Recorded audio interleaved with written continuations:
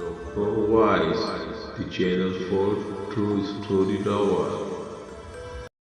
मौत की परछाई, दहशत का साया। किस्त नंबर 6। सप्तेन की हालत देखकर मेहर बहुत परेशान हो गई थी। वो फौरन जाकर अपनी सास को बुलाकर ले आई। जब मेहर की सास ससुर कमरे में पहुंचे तो सप्तेन होश में आ चुका था, लेकिन इसका चेहरा जर्दी माइल हो रहा था और चेहरे पर खौफ वाज़ेह दिख रहा था। सप्तेन की माँ इसे देखते ही सीने से लगाकर रोने लगी। क्या हुआ मेरे बच्चे को? मेहर बताओ ना, इसने क्या देखा है जो इसकी हालत ऐसी हो गई है? और तुम कहाँ थी इस वक्त? मेहर ने अभी कुछ देर पहले जो हुआ था सब अपनी सास को बताया। इसकी सास अपने शोहर से कहने लगी, देखा, मैंने कहा था ना इस घर में कोई आसेब है, लेकिन आप सुन ही नहीं रहे थे। अब देख लें अपनी आंखों से सप्तेन की हालत। रोते हुए उनका चेहरा भीग गया था और दम करके अपने बेटे पर दुआओं का विर्द करके फूंक रही थी। कुछ देर में सप्तेन की हालत थोड़ी बहाल हुई तो मेहर इससे पूछने लगी, आपने मुझे कैसे देखा था? जबकि आप तो मुझे खुद कमरे में छोड़कर गए थे ना, फिर वहां कैसे देखा आपने? मेहर के पूछने पर सप्तेन कहने लगा, जब मैं छत से नीचे आ रहा था तो तुम किचन में खड़ी दूध उबाल रही थी। मैंने तुम्हें काफी आवाजें दी, लेकिन तुम तो जैसे सुन ही नहीं रही थी। फिर कमरे से तुम्हारी आवाज आने लगी तो मैंने सामने देखा, तुम वहां नहीं थी। मेहर हंसने लगी, हा हा हा हा, बस इतनी सी बात से आप डर गए? इतना? हा हा हा, आपको वहम हो गया होगा भाई।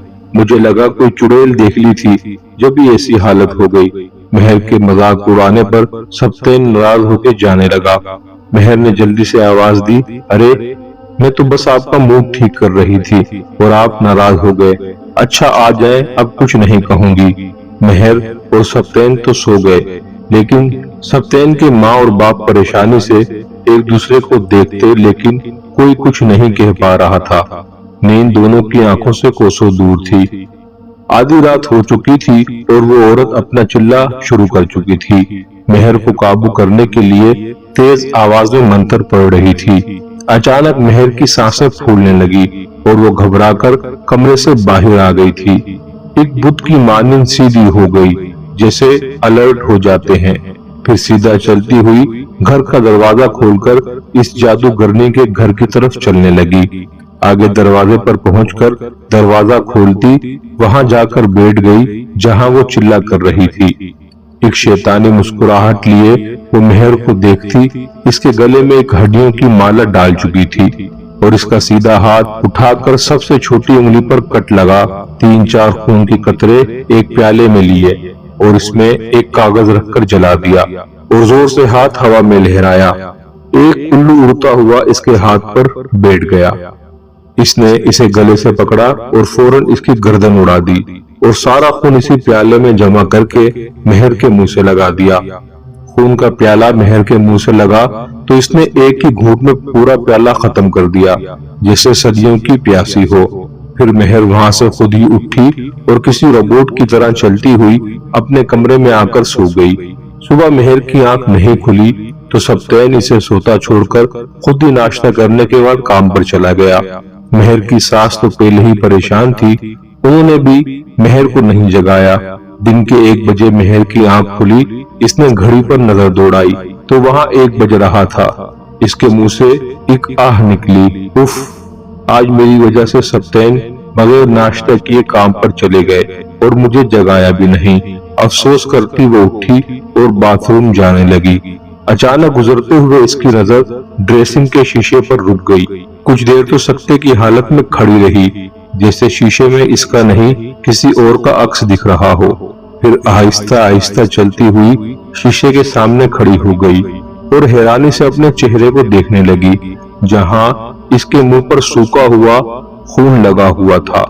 मेहर को पता भी नहीं था इसके साथ रात में क्या कुछ हो गया है। वो तो इन सब से अनजान बस अपने चेहरे ही को घूरे जा रही थी। इसकी सास ने आवाज दी, मेहर, मेहर आ जाओ बाहर, दाई आई है। आज तुम देर तक सोती रही हो, इसलिए मैंने इसे एक बार वापस करके दोपहर में आने को कहा था। वो इंतजार कर रही है, तुम जल्दी से मालिश करवा लो, आज डॉक्टरनी के पास भी जाना है।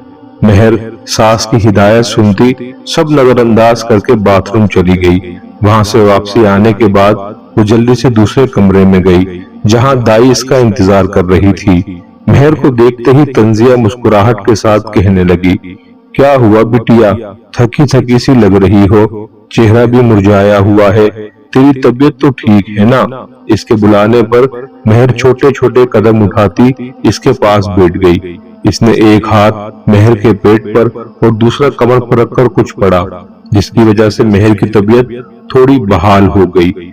लेकिन मेहर को इससे अजीब सी वहशत होती थी, खौफ आता था। इसका ज़मीर बार बार इसे इस औरत से दूर रहने के लिए कहता था, लेकिन वो सास की वजह से मजबूर थी। वो औरत मेहर की मालिश करके जाने लगी, तब एकदम इसकी नजर मेहर के सीधे पैर की जानिब गई, जहां इसने एक काला धागा बांधा हुआ था। वो आसेब और जादू से हिफाजत का था, जिसे इसकी सास आज सुबह सोते हुए इसके पैर में बांध गई थी।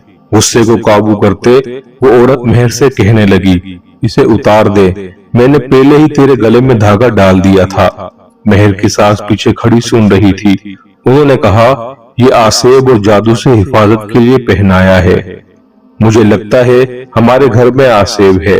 इसने फौरन बात काट कर कहा, मैंने जो धागा डाला है मेहर के गले में, वो हर चीज से हिफाजत करेगा। आप इस धागे को निकाल दें, वरना इसका असर खत्म हो जाएगा। इसके इस तरह कहने पर उन्होंने वो धागा मेहर के पैर से निकाल दिया और वो ले गई। वो औरत अपनी चाल चलकर फातिहाना अंदाज में घर से निकल गई। इसके जाने के बाद इसकी सास ने कहा, तुम जल्दी से खाना खा लो, फिर डॉक्टरनी के पास चलते हैं। इनकी बात सुनते ही मेहर किचन में खाना खाने चली गई। फिर जल्दी से तैयार होकर अपनी सास के साथ अस्पताल जाने के लिए घर से निकल गई। वो दोनों अस्पताल पहुंचकर इंतजार करने लगे। मेहर का नंबर आने में अभी काफी वक्त था, इसलिए वो दोनों अस्पताल के बाहर पेड़ के नीचे बैठकर बातें करने लगे। मेहर और इसकी सास पेड़ के नीचे बेंच पर बैठकर बातें कर रहे थे कि अचानक ही एक मलंग मेहर के सामने आकर खड़ा हो गया और इसे घूरने लगा।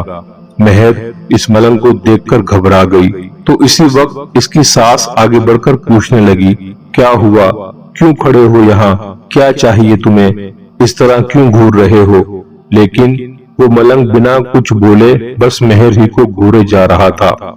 इसके इस तरह देखने से मेहर पूरे पसीने में नहा गई और डर की वजह से कांप रही थी। मेहर की सास ने जल्दी से अपने बैग से कुछ पैसे निकाले और इस मलंग को देने लगी कि शायद वो यहाँ से चला जाए।